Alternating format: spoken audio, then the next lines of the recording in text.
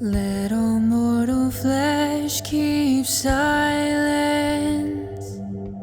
and with fear and trembling stand.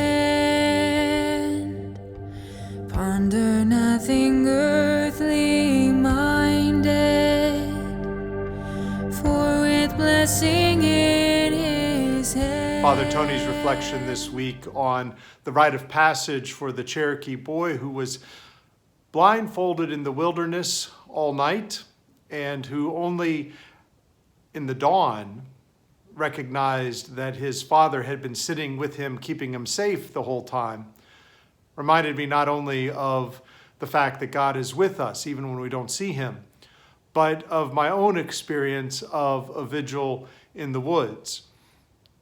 When I was a teenager, I was in Boy Scouts, and I had been elected to be a vigil member of the Order of the Arrow, which was a brotherhood of honored campers.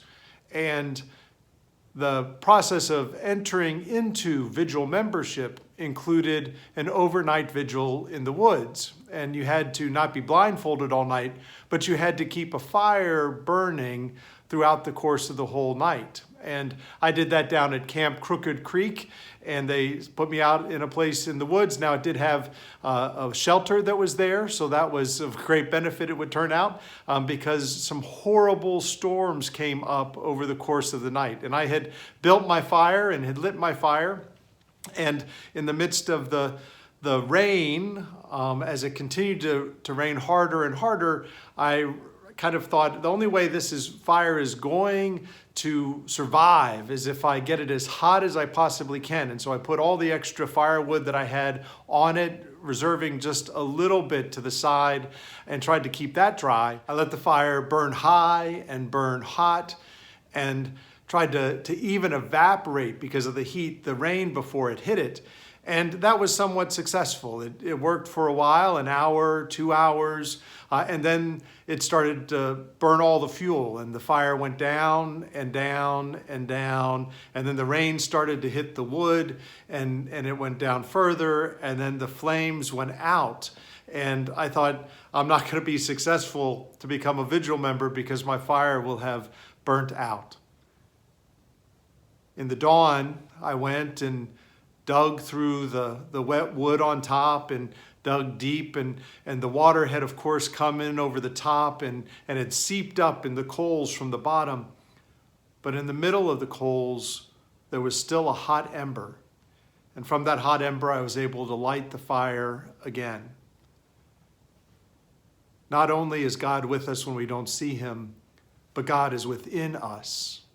And in our hearts and all the turmoil and everything that may be going on in our lives, even in normal times, and especially in the time of the coronavirus, that ember still burns. That ember is still on fire within our hearts.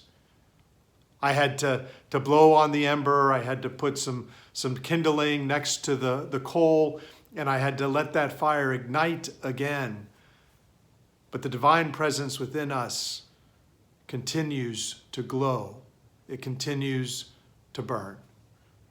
May we be open to whatever the newness is, God's new life that he gives us, the grace that's present in our lives, whatever new God desires to give us, to do in us, to create through us, to bring about for his kingdom. Let us be open to that work of the Spirit that lives within, the Spirit that animates, the Spirit that inflames. And may our hearts be set on fire with the flame of God's love. God bless you.